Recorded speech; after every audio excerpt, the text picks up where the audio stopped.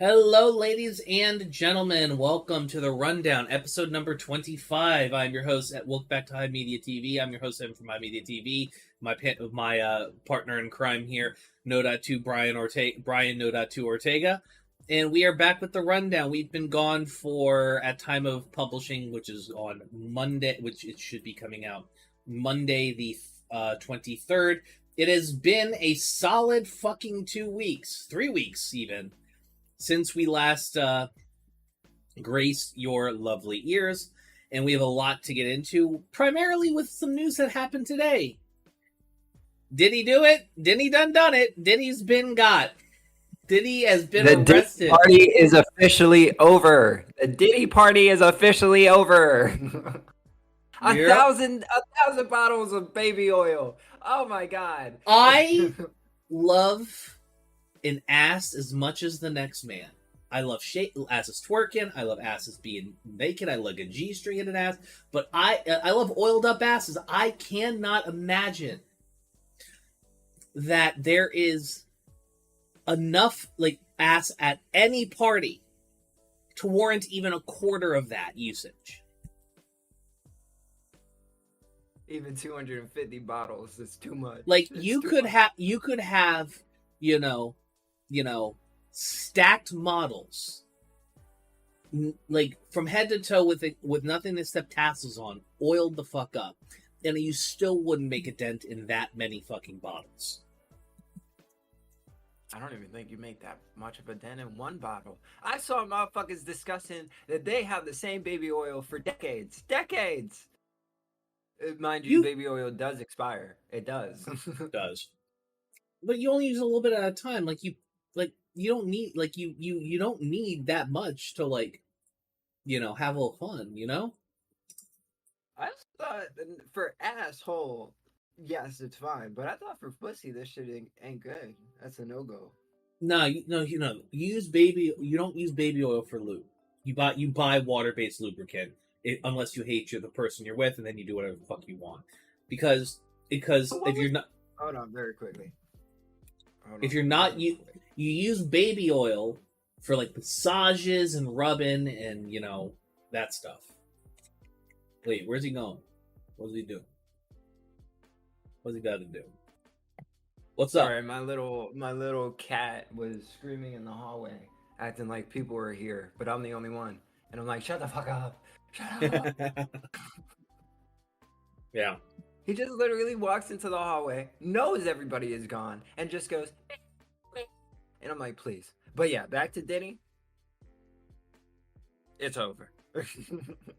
Meek Mill is celebrating. he Did you see what 50 Cent tweeted? What'd he tweet? What'd I tell you? He said, I ain't got no 1,000 bottles of baby oil. Yeah. Listen, man. 50 Cent is sitting pretty. Williams is sitting pretty. He's the reason for all this shit. Yeah, that's true. Anywho, moving on. Space Marine 2. How's it treating you? So I won't lie to the people here. I have been really going hard on Yakuza Like a Dragon. Can't tell you why, but that's been my current obsession. But Space Marine 2, let me just say, it feels fucking great. In terms of a modern day hack and slash Warhammer experience, I mean, this is a definitive experience if I've ever had one. In terms of first person. Warhammer has always been, top down, right? For the most part, because it's all of the acclaimed games, yes. Yeah, all the acclaimed games. Main installments of the franchise. This alongside the original Space Marine 2, Space Marine, sorry, is one of the only experiences outside of, I would make the argument, Dark Tide, and that's about it, of HD FPS first person feels like good Warhammer world building. Because the other thing is, and I see a lot of people making this comment, and I kind of agree, if you really like Star Wars, you probably should start getting into Warhammer, because a lot of that original OG Star Wars feel is very much still alive in the Warhammer franchise. And Right. please, if you want to say something, go ahead. Yeah. It's like the gritty like stakes that you felt with the original trilogy is in Warhammer, and with the difference being like not only that, like you love Darth Vader because he's evil and awesome and cool. Everything is evil and awesome and cool in Warhammer. Everybody blows, even like the Space Marine you're playing as.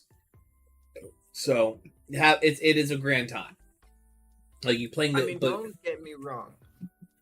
Let me just say, Yeah. Space Marine 2 will not sit there and baby you at all. They fully expect you to know what the universe is, what the franchise has been up to that point. It is full of lore, and they have cherubs, something that I didn't even know was a thing until I. Oh yeah, lobotomized infants that they have fly around to refill you and shit.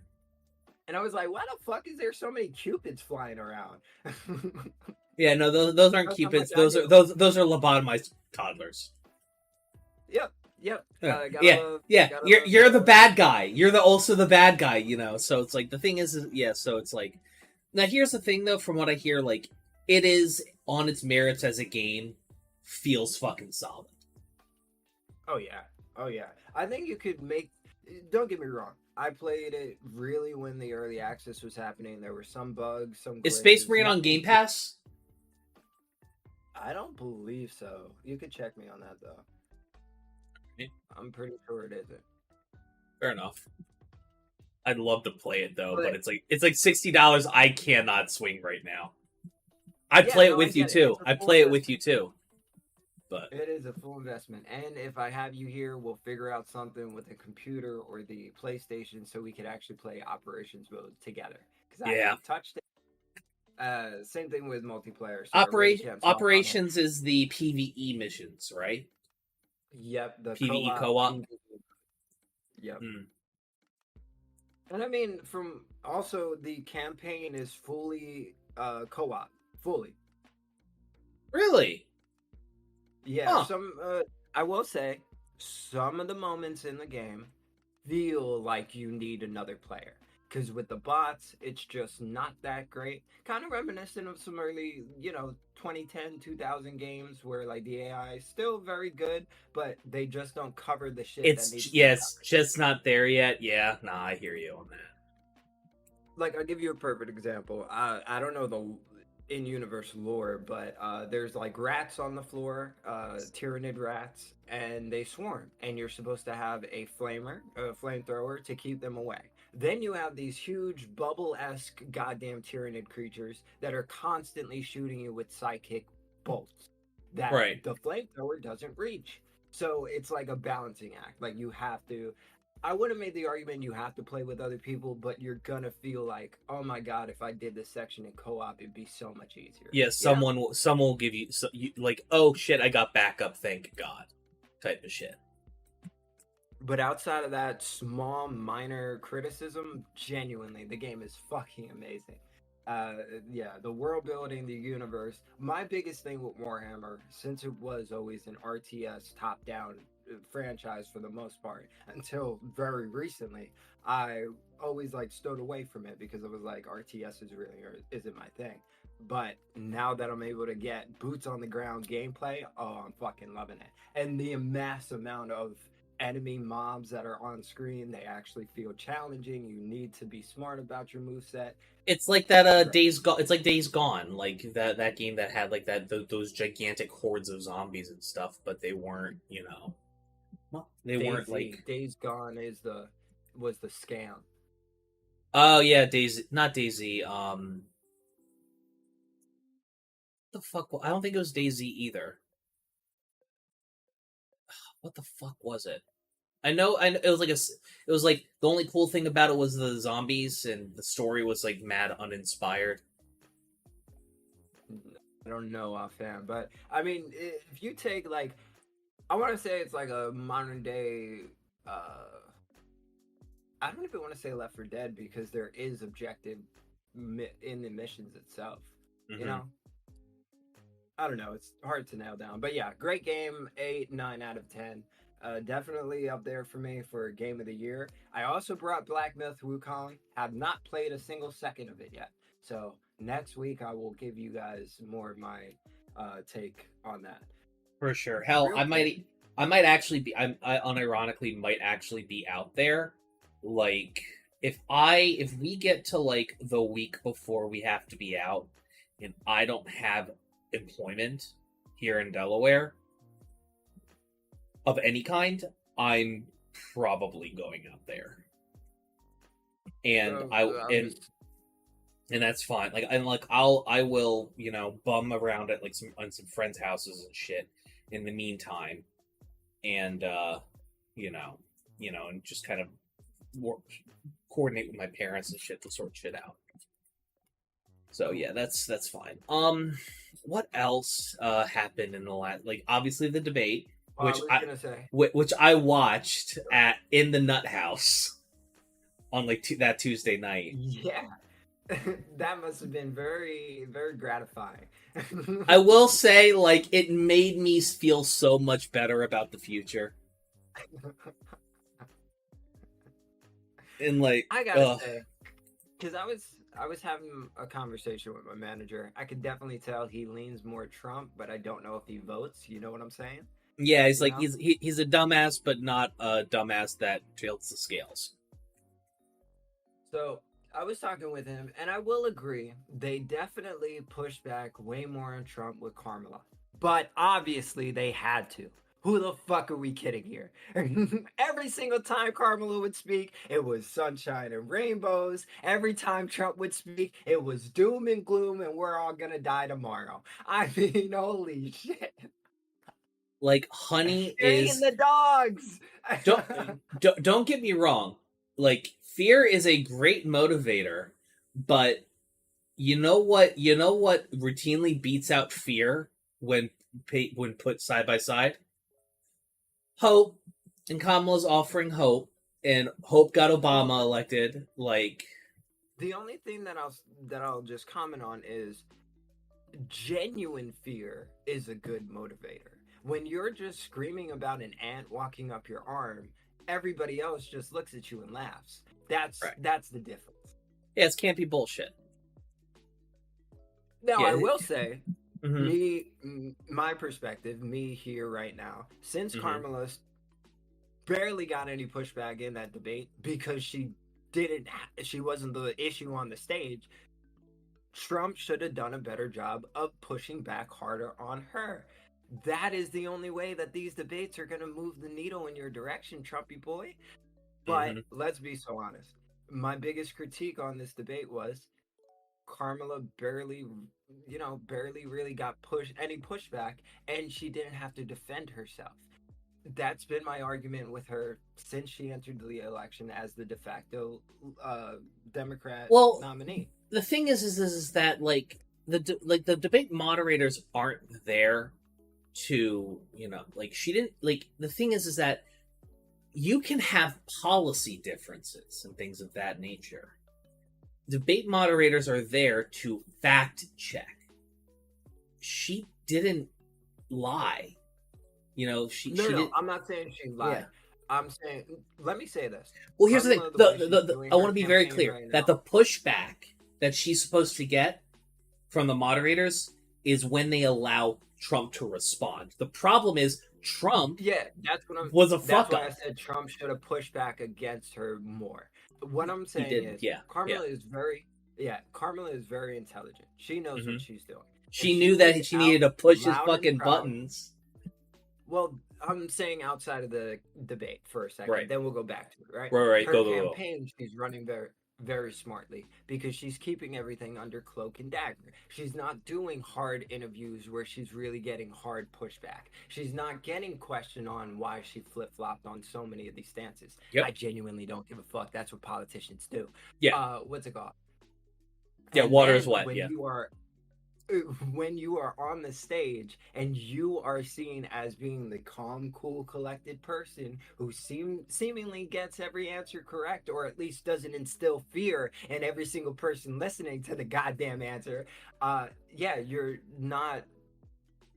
This is how campaign should be done from here on in. It should be, we pick the nominees 3 months before the election. We barely know anything about them, and we find it out during during their presidency. Because honestly, the only time people care is when it's 4 years later. Mm-hmm. Speaking of 4 years later, let's talk about Jill Stein. What happened with her now? So she is having a difficult time due to the fact that she is ostensibly just somebody who shows up every 4 years as a spoiler for the Democrats. Which is, you know, kind of like and has been shown to take money from Russian oligarchs. Like, she's getting a lot of pushback in where she didn't get pushback before, which is funny. Okay. My thing is that I think the reason she's getting a lot of pushback now when she didn't in the past is because she is about as irrelevant as she was back then. Except the difference is that in key states, like I think it was in Wisconsin,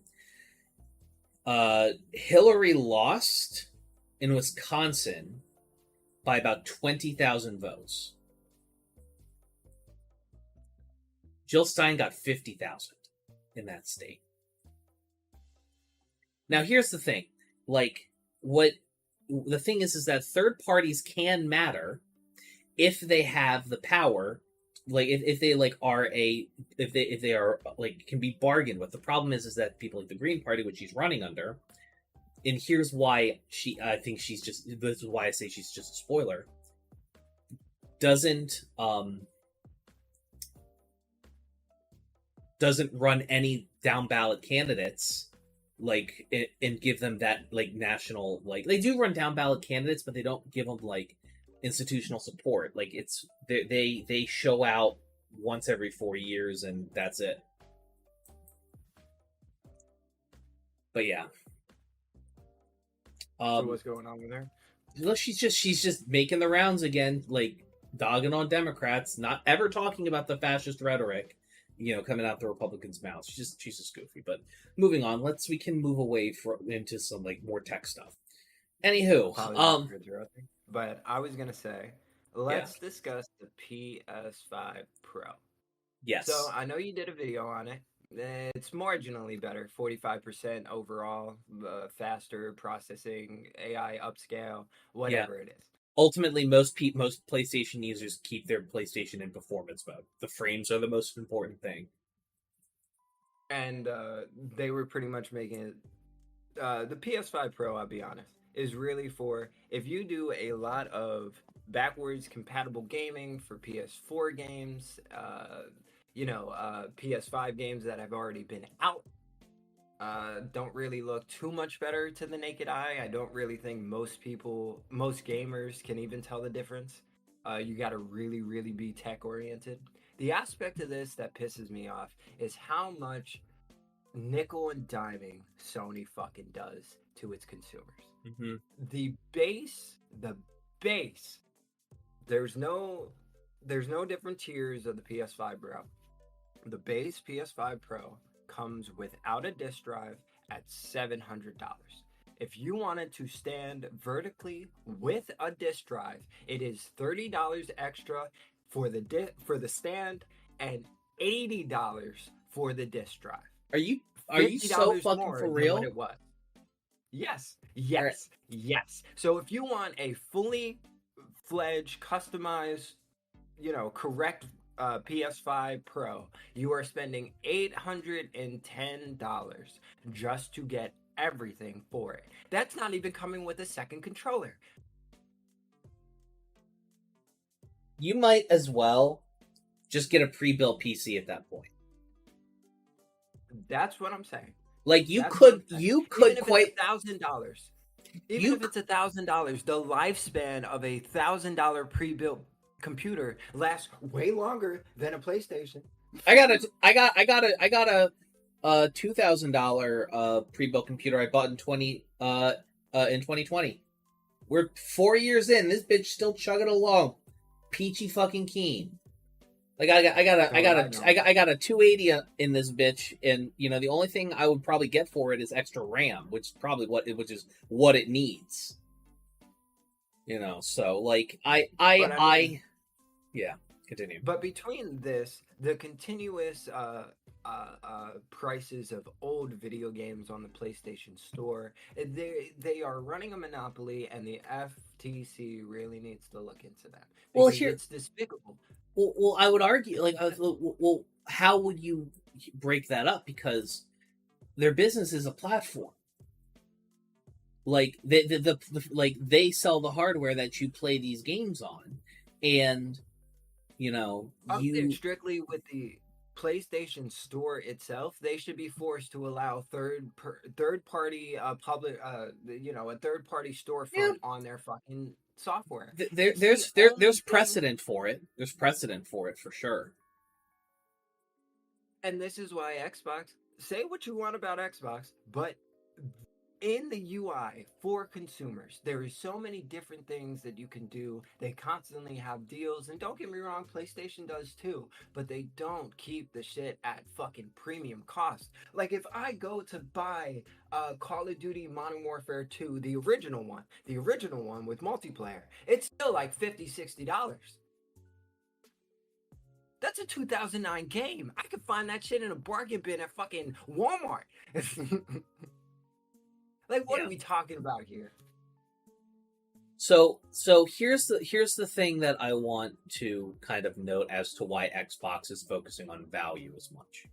They are a much larger enterprise than Sony, Microsoft is.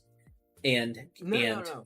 Only until Activision Blizzard's what's it called merged with them did they start paying attention to this shit. Previously, they didn't care because Microsoft itself never focused on Xbox because they didn't care because it wasn't that much of a money taker. Once they started buying up all these studios, that's when Microsoft was like, okay, Xbox has not really been profitable. We have to make it profitable now. But here's the thing, right? Like, here's the thing I want to know. Xbox's install base, like and this is kind of like the thing with Xbox versus PlayStation. I think I will tell anybody, if you want a cheap, good gaming experience where you don't have to pay a lot of money for games and you only like buy the ones that you really, really like, is get an Xbox Series X.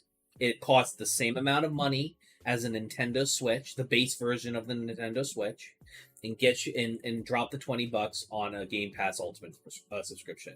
You will be able to play basically most games, plenty of games you wouldn't have otherwise played because you would want to spend money on them, and you would have a good time. It is the best option for consumers right now. The trend that they are taking with gaming is concerning and disruptive in a potentially negative way, but for now, selfishly as a consumer, you'd be a fool not to take that route if you want to just have a gaming box at your TV and play games.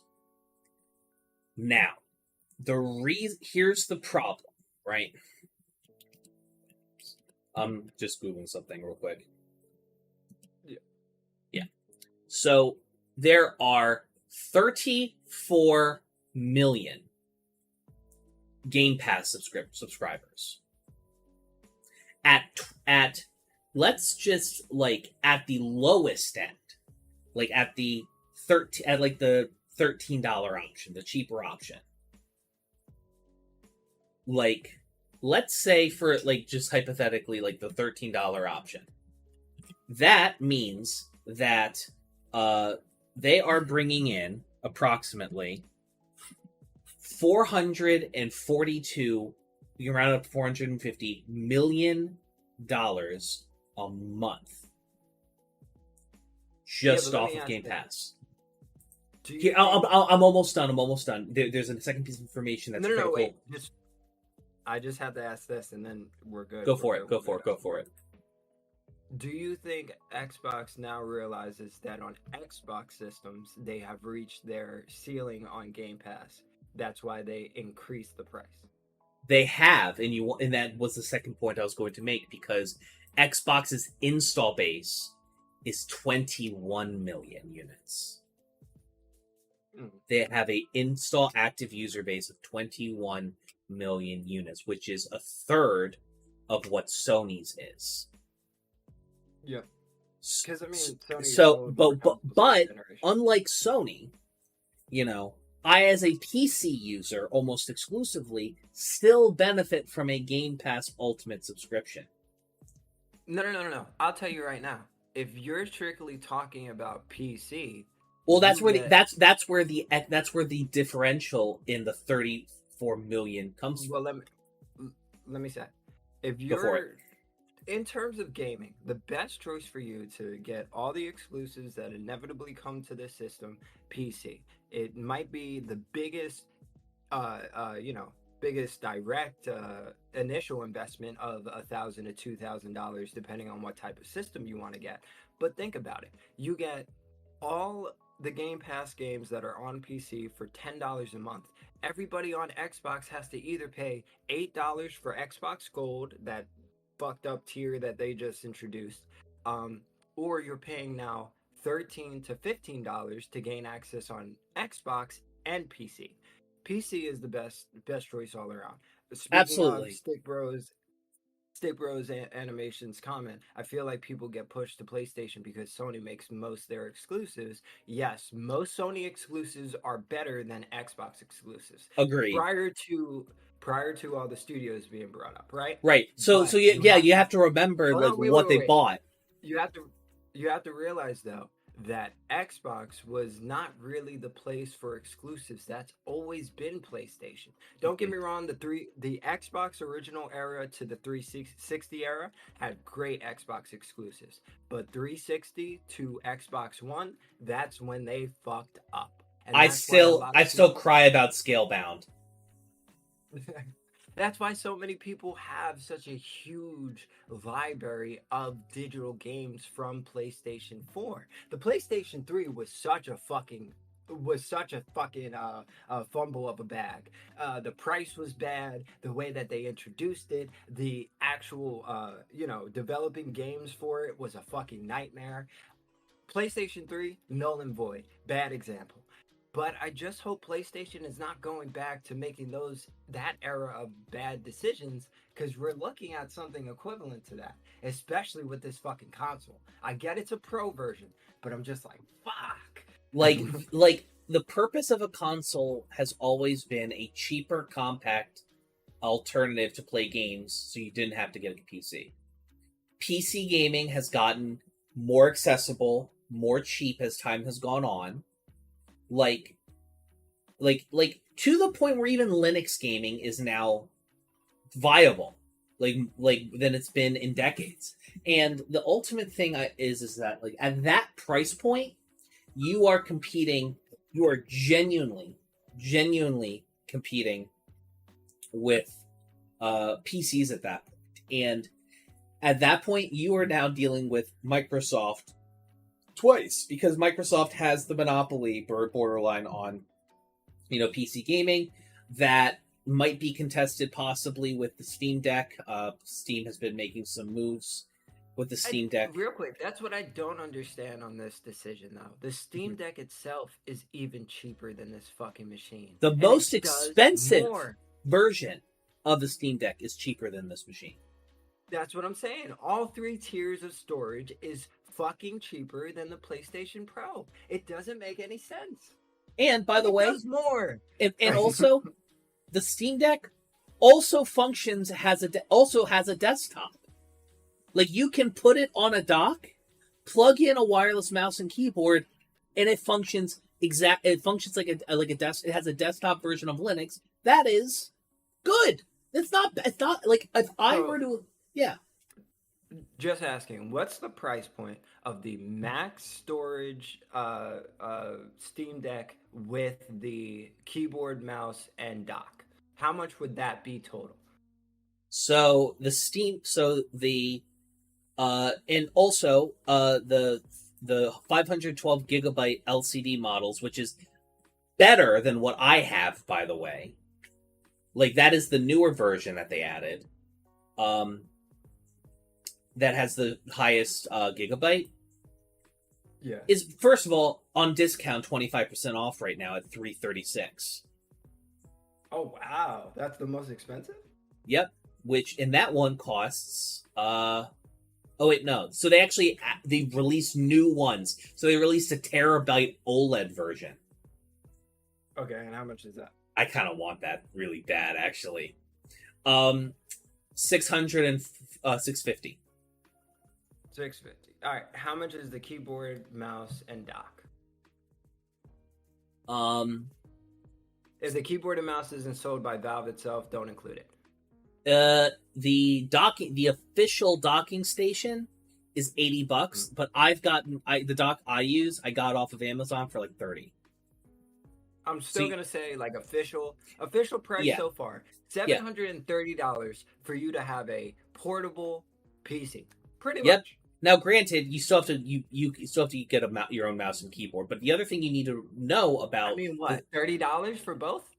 Like, genuinely? Yeah. Well, the thing is that, and here's the thing about the Steam Deck, right? It is fully like the schematics for it, like its build and stuff, are publicly available. So you can buy accessories for this and stuff specifically for this third party, hella cheap. So and like that's what I'm saying. Like, I've seen people completely. I've seen people take out the entire body, replace it with like pink monstrosities and stuff, and like have this like girly pop Steam Deck, and it works. It's great. Well, this is what I'm saying. My PlayStation 4 controller. Right. I got my PlayStation in 2013 when the original Battlefront came out. So 11 years. 11 years I've been using my controller. Not once did I get stick drift. I buy this fucking PS5 controller, $75 fucking dollars they want from me. $75 for a controller, Evan, for a controller. Less than Joy-Cons. Less than Joy-Cons. Oh my fucking god. The planned more than Joy-Cons, I mean to say. Planned obsolescence. Planned obsolescence is the word you're looking for. Planned obsolescence is insane, man. Because then PlayStation has the audacity to introduce a $250 fucking controller. Which, if that gets stick drift, hey, guess what? You could buy a $30 analog module. Only one though, only one, and that's what I'm talking about. The nickel and fucking diamond is crazy. Hey, you know what Nintendo will do? If you send your Joy-Cons to Nintendo, they'll fix them for free and send them back to you. I'm fairly certain Sony will do it as long as it's in warranty. My thing is, I brought the shit off of Amazon. Nintendo will do it, warranty be damned. Yeah, but I have my gripes with Nintendo. But hardware... We all do. Regarding hardware, they have that shit down. Without a doubt, they make quality shit, especially for children. We're talking about something that's expected to be thrown on the floor continuously, and that shit still works. Yep, props to Nintendo. Like, listen, I have a lot of gripes about Nintendo. The quality of their hardware is not one of them. Without a doubt. I will also just say, just a small little tangent that I'll go on. Not sure if you've ever watched Dexter, but goddamn, if you are a current Dexter fan, you are eating fucking good. We got Resurrection coming out next summer. We got Original Sin coming out in December. I'm so excited. Have you ever watched Dexter? Maddie was into it for a while. I saw most of the first season, a little bit of some others. Definitely check it out when you get the time, because it's a great series. Some of the seasons towards the end get fucky, but it ends good, so. John Lithgow plays this fucking villain. Ah, amazing. Nah, all good. Let me also, since you're doing whatever you're doing, let me also go on this tangent. Watch the fuck out of Band of Brothers. Band of Brothers military show came out during the early 2000s, I think 2001, all about World War II. Executive produced by Steven Spielberg and Tom Hanks, and every fucking person ever is in it. Again, came out in 2001. Jimmy Fallon's in it. Tom Hardy's in it. I can't remember the actors off the top of my head. What's his name? Marty from Madagascar. He's in it. David Schwimmer. Mm. There you Ah, go. Everybody's in that fucking show, yo. If you like war, if you like drama, if you like men stuff, that's the thing. Hey, even if you're a woman who likes men stuff, please go enjoy it. Go on. It is today is the day and age of everybody being able to enjoy everything. So please watch the fuck out of it because it's just a good story. It's all about when you're actually in war, the people who have your back versus the people who have yours. The whole 9 yards. Amazing. This War of Mine is another good one for that. Gotcha. Yeah. What else has been going on? God, I want Space Marines so damn bad. I financially just cannot justify it though. I got three. So let's talk about something real quick. What's up? When you play, I'm not sure. Have you played a lot of JRPG games? I think that's what Yakuza is considered. JRPG. Like when I think JRPG, I think like Dragon Quest, Final Fantasy, and Chrono Trigger type shit. Okay. Yeah. It's kind of like that. Like you do walk around with your party all over the map. You attack, based off of. Okay, yeah, yeah, I'm familiar. So like, I wouldn't say no to it being that, if I'm being honest. Well, I'm just gonna ask, how do you feel about like challenges and mini games and shit being tied to rewards in the game? Because I personally, I enjoy it, but it's gotten to a point where like I have to definitively choose what I'm gonna focus on because I'm only on like chapter 4 of the game and I have like everything almost done. It's bad. It's really bad. I think for me, it's definitely one of those things where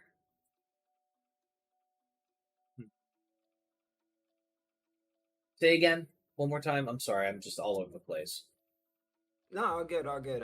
Just how do you feel about doing like extra stuff in the game that's tied I to think rewards? thank you. Oh, there's a spider in here. He's just a guy. He's fine. I think You're a better person than I am. listen, man, we had the worst ant and gnat problem for like 3 weeks. Like spiders, I see them, I'm like, good, kill them all. I hear you, but go ahead. For me, it's more of a case of I feel like games that tie mini games and bullshit to progression is annoying. I like it when a game, like if the mini games and the time spent in them should be balanced in such a way that they make the game easier, but not to a point where it's busted. So what I mean by that is a good way to look at it is, akin to side questing. If you get certain levels in certain mini games, certain difficulty challenges, boss fights, like for example, you are doing the hostess mini game or what the fuck ever, and you end up like the hostess one where like like it or whatever, and then what you do and then what happens is that you end up having to deal with the owner of a like a hostess club somewhere else in the area, and fight them and stuff, and basically I don't think I did a good job of framing this right. Let me give you a better example because I know what you're saying, but like that's more traditional games. What I mean more so is like going to an arcade in the game, going to like a claw game, doing the claw game like it's actually real life, but then you get, let's say, 3 of the same plush doll, and then you go to report in on that job and you get like 10K and a few health items. That's what I'm kind of saying. That's what I'm prioritizing over the story. Can't tell you why, but that's what I'm choosing to focus on. oh, then that's not a problem. Like, do whatever sparks Yeah. joy. Do whatever No, sparks joy. I'm not saying I'm not saying do you think it's a problem. I'm just asking like where do you feel like your goals lie when those things are presented to you in games? Do you feel like I have an obligation to finish them before the main story? That I always feel that way. It depends. It depends on the game. It depends on how annoying the mini games are, and it depends on like how I'm feeling at the time. If I'm in a particularly completionist mood, I'll do it. Like a good example for this is the Elder Scrolls Online. I will usually not do the main story of a chapter or a DLC until I run around the entire fucking map and do every single other side quest, and then I'll do it. Then I'll do the final thing. I got you. And there are usually story like rewards and implications for doing that. At the end of every chapter, everybody usually will crowd in a room, give you some kind of fucking reward, like a herald, and you get to talk to all the characters you've talked to. And it's generally like, like, here, enjoy this circle jerk for, being, a fucking tryhard. Which is nice, but at a certain point you kind of I will say, like, you do kind of got to pick up at what point does it kind of get kind of pointless. Like, for example, you have, like, at the end of the Dark Brotherhood quest line in Skyrim, spoilers, game came out like almost 20, like over 50, almost 15 years ago. I don't want to fucking hear it. You get the Dark Brotherhood Forever quest line, which is a Radiant quest that will just go kill somebody. It'll pick a random fucking NPC, doesn't matter who, and it could be an NPC that's like important or useful, and if you kind of like autopilot do it too much, you'll kill most of the fucking named NPCs in the game. Another one is the Thieves Guild. You have the different jobs and stuff there, which I prefer to do those because you go somewhere, you teleport somewhere, you sneak in, steal something, sneak out, leave. And because I'm like a level 90 something character, you motherfucker, I know what I'm streaming tomorrow before I go to fucking outpatient. I'm streaming fucking Skyrim tomorrow, you motherfucker. That's because that's now what I feel like I want to do. But yeah, it's just like you kind of like get into a loop of like, you need to kind of recognize, is there a definitive end to this task that I'm doing over and over again? Or is this just like a constant, like, is this like a Radiant quest that you're doing repeatedly? If there's a definitive end for it, if that's what feels good, go for it. But if it's one of those things that's just repeatable, constantly like taking your time and shit, I would try to break that and try other things. Like, because if it's just something you do infinite ad nauseum forever, if you just want to boot up Yakuza Like a Dragon and play claw games, be my fucking guest. No, it's not my business to tell you how to live your life. Yeah, I'm just like, What do you think? at the end of the day, I think at a certain point you gotta pick and choose what you want to do because the limited time dilemma is still there. No, that's fair. I think. Oh, by the way, in case you're interested, Inscription is currently $8, and they added an endless roguelite mode. Nice. Actually, I will talk to you about something. Have you heard of Baltero? Balatro? Yeah. Have you played it? I literally just bought it on Steam while we were recording. So I'll say, I'll say like the first round, very first time you open it, it'll give you the smallest tutorial ever. It's literally like make hands. So I couldn't figure out what the fuck to do at first.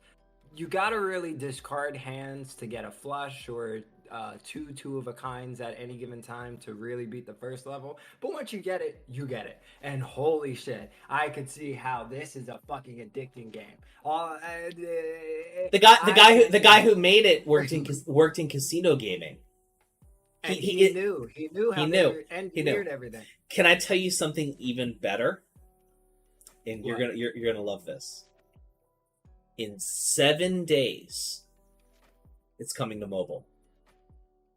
Oh No, I can't be at work playing this game. I can't. Bro. It's coming on the 26th. Holy shit! Yeah, I mean, I've been So trying. so not 7 days, 9 days. Okay. I mean, that's very close. Very close to Sparking. And by the way, you lucky bastard, it's coming out on it's coming out on everything. It's also going to be on Apple Arcade. Oh, okay, cool. That means you're probably gonna have to buy it, but well, no, it's also going to be on the Google Play Store, so I'm good as an Android user. Gotcha. Yeah, I mean that game. You'll see the second you open it up. It's crazy. Yeah. It remains to be seen whether or not it's going to have cross save with the PC version. We'll see. Possibly because of the epic lawsuit with Apple and Google also like being not very happy with it. The cross save might be more viable. Possibly. We'll see what ends up happening. Also, I have a shameless fucking plug for everybody. Oh yeah. Briefly, if I may. If you guys, there's a new way to give me money. And I will show you. I am once again asking for your financial support. You can now give me however much money you want and get cat pictures in return. Look at this little fucker. Look at these fuckers. This. You should have this on OnlyFans. You should make a HIMedia OnlyFans just for cat photos. You say that like I fucking well might. It's a great idea. Do it, dog. I don't give a fuck. Take it. Steal that idea. I'm letting you. Hold on. Let's take a look at onlyfans.com/onlycats. I know. All right, that. Okay. I was gonna say, be careful what you search up. Well, no. Well, they can't see it. We can.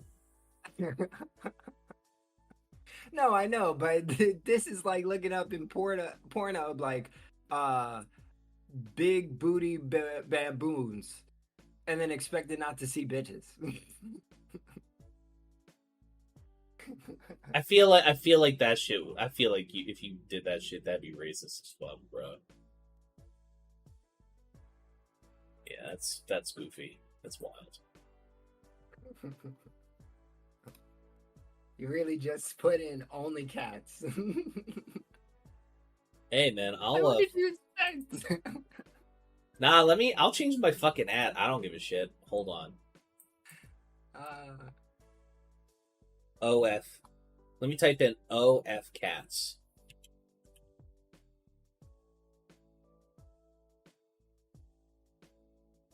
Oh man, if that shit's available, I'm doing. Oh my god, it's available! Yes, take it. Grab it. Nah, look. Nah, check it. Look.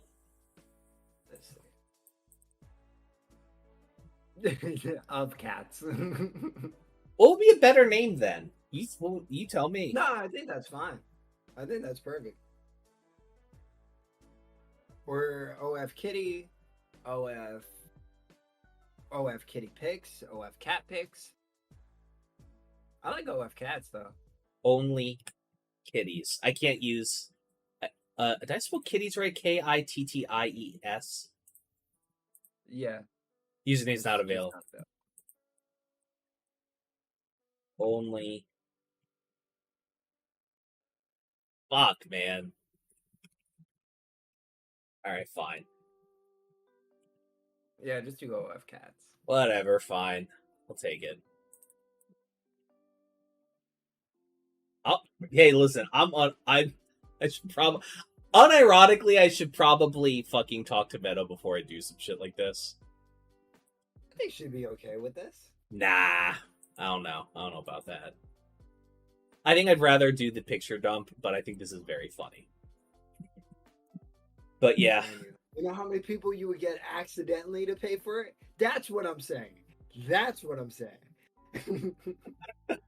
Yo, literally, I go on fucking Twitter and just rip shit off of the hub or whatever, and just say, "Hey, link in bio" or some shit. And then link is OnlyFans OF Cats. That's what I'm saying. I feel like Meta would be okay with that. Maybe we'd have to see. I don't know. But is there anything else that's happened in the last 3 weeks that we're not talking about? Oh yeah, Trump almost got assassinated again, and nobody care, and nobody gives a shit. Yeah, I mean, it wasn't even a real assassination attempt. I don't know. Who gives a shit at this point? You know what I mean? It's just whatever. I gotta say, not that atrocity. But switching over to political mindset real quick, nothing super deep, but just the amount of attention that Palestine and Israel is getting is really outshining Ukraine and Russia, like a million to one. My thing is that Russia has funded Hamas in the past, and I would not be surprised if Russia They're behind both. Yeah. No, I would not be surprised if Russia gave Hamas the intel that led to October 7th, in so which they could get eyes off of Ukraine, because Slava Ukraine, I support Ukraine's fight, and us giving them money, I'm no problem with that. Very quickly, here's what I'm gonna say. I don't think anybody is consciously making the choice. Israel and Palestine is the more important conflict, but I think that's what ended up happening. Yeah, I think I'm hopeful that we continue to support Ukraine and give them the aid that they need, but I think ultimately the people working at Boeing and Raytheon factories are not dissatisfied with the amount of stuff they're making for Ukraine, if any at all. If I'm being real, they're not actually making anything, because the things that we're giving them is old shit that was going to be decommissioned anyways. They're not they're getting stuff that was outdated 30 years ago, and Russia can barely hang on against that. So it's a testament. It's that was enough to sort of refactor everything we thought about Russia. But if there's one thing Russia is good at, it's information campaigns. The Wagner Group, the Internet Research Agency through the Wagner Group, is insane. The details in that, and the amount of misinformation they were peddling all over the world in multiple countries everywhere is genuinely crazy. I'm not sure if you heard, but just recently it came out that all these conservatives were following Russian talking points.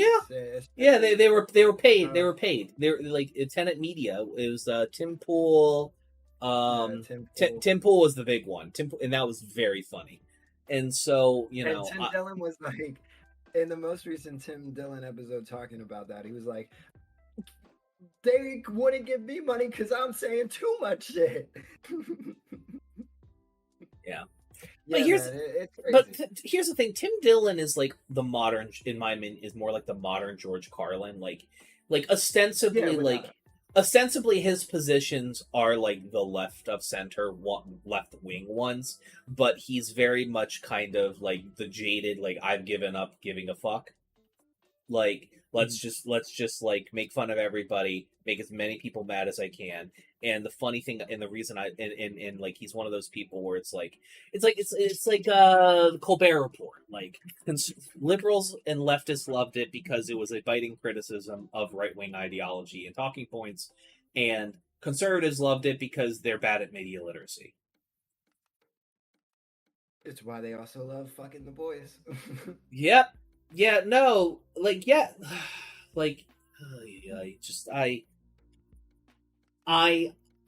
can media literacy be dead if it was never there in the first place? I guess. But other thought that I had, just to finish this up, Batman is getting a Hollywood Walk of Fame star, the character itself, not any actor. I Not know you don't unheard care, of. but It's not unheard of Sorry. for characters to get No. things. First comic book though. First comic book character to ever get one. So that's cool. The reason I bring that up is because I personally, do you know who David Fincher is? No. Who is David Fincher? He's a director. He made Seven, Zodiac, made quite a few different movies, but those are Gone Girl. I want him to direct a Batman detective movie. Because if he directed it, oh my fucking god. Isn't there a new Harley Quinn movie, Harley Quinn and Joker movie coming out? And let me talk about that, because that's one of my biggest pet peeves here. The fact that Joker doesn't lead into Matt Reeves' fucking Batman has me so angry. You have no idea. Matt Reeves. That's the Batman that just recently came out. That's like something in the way you move. I Batman thought with the black woman. That one right there. okay. The first movie under his thing. Did you not hear about that? Where Robin Pattinson plays Batman? Oh, it's Robert Pattinson's Batman. Okay, yeah. No, that. Why wouldn't they do that? Like that sounds like a match made in heaven. I don't know, Evan. I don't know. Because you want to know who fucking Robert Pattinson looks like from the fucking Joker movie? Oh, I don't know. How about the little boy that played fucking Bruce Wayne? How about that? And just listen to my theory. For people who are like, Brian, he's 50, 60 years old playing Joker, and Robert Pattinson is like 20, 30s in that movie. Okay, why don't we introduce the fucking plot point of Joker being this almighty evil being cosmic force that is always just there, being evil, as it fucking should be! I mean, Joker is supposed to be like a force of nature. That's what I'm saying. So what the fuck does it matter if he's that old? Keep him that age. That's a 40, 50-year-old Joker versus a 30-year-old Batman. That's a perfect setup. If you're talking Batman, I'd like to talk Also to you very about good. this. The Cape Crusader. Great fucking show. Batman Great the Cape show. Crusader. Great. Yeah, I heard lots of good things. I heard like the only questionable thing I heard was like them gender bending the Penguin, but from what I saw, like in terms of like the performance, it was great. Worked. I'm also thing. in love with how they did Harley here. Like I love how they just how completely she actually looks like she a jester. She actually looks like a jester. And like they desexualized her and completely removed Joker from it. Well, I will say, you got to remember, the original Batman animated series is where Harley Quinn was introduced. Yeah, I remember. She was not even she's not a comic book. She was an animated series original character, and they front loaded her into the comics and made her bigger because she was so popular. But yeah, she looks great. Plus, the way that they do Bruce Wayne in this, him actually being a charming motherfucker, not some isolated, damaged, mentally disturbed bitch, great. That's how he's supposed to be. He's supposed to have that facade.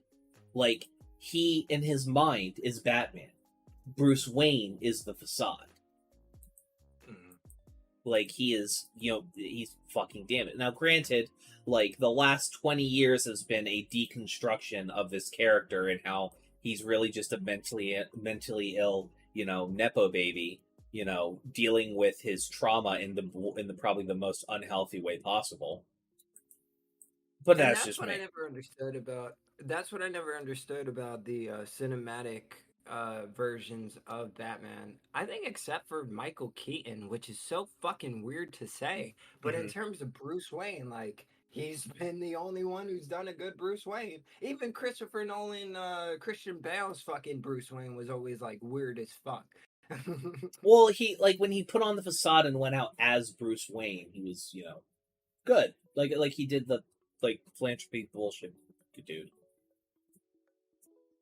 Yeah, I just trust me, man. If I could be the Kevin Feige of the DC universe, ooh bitch. Ooh bitch.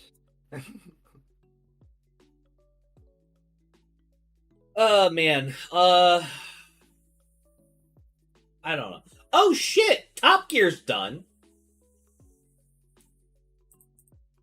Jeremy May explains why TV partnership with Clarkson and Richard Hammond has ended.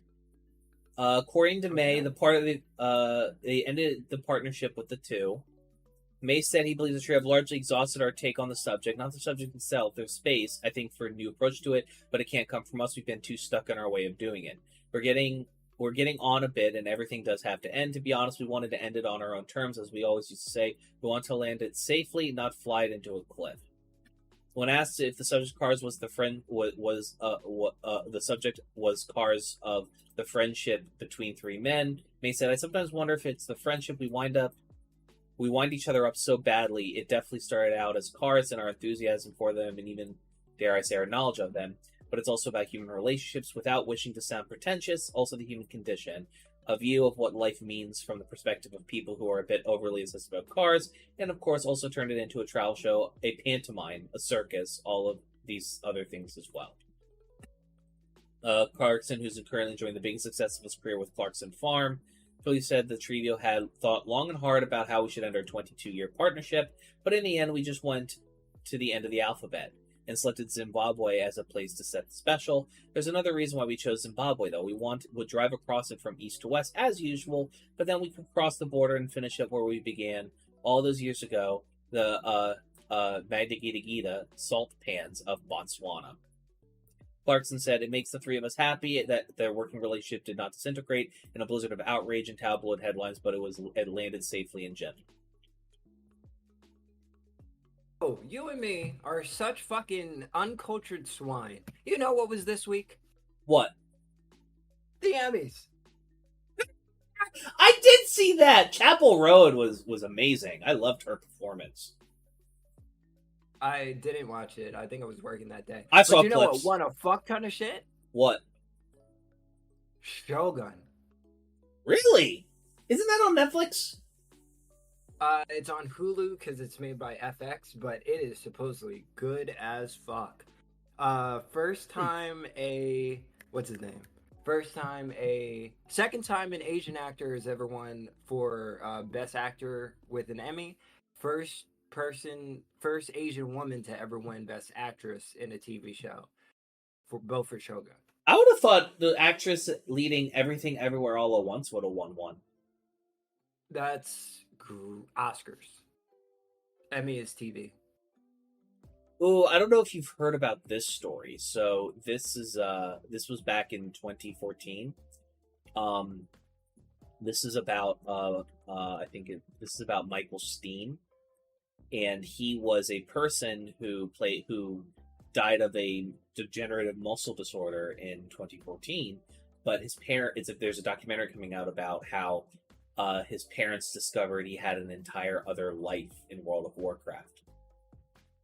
He's Good or bad? Like good. It takes us through this quote. "The film takes us on a journey through the breadth of Matt Steen's adventurous online life, introducing us to Idlin, his charismatic World of Warcraft persona, and underscores how community and soulful relationships can transcend boundaries of the physical world."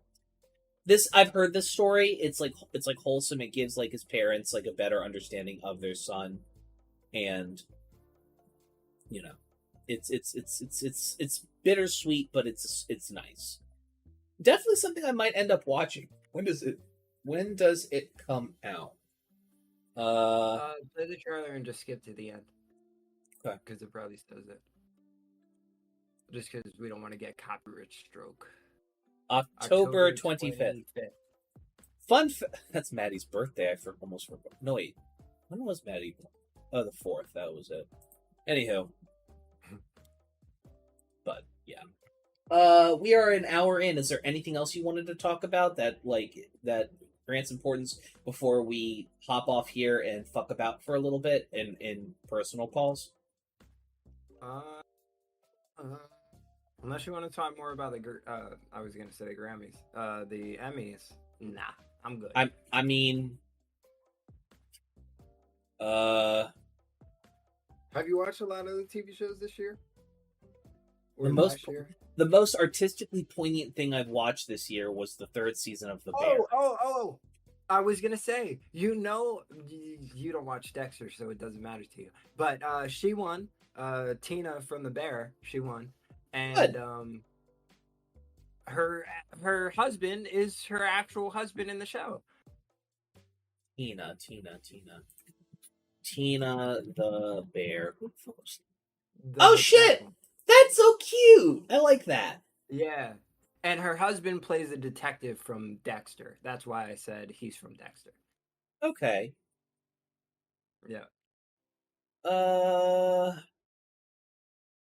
It feels like there's like a new show called Fargo coming out like every 4 years, and I don't know which one. No, It's no, like, no, no. Fargo has been out. It's a great show. It's a what's it called?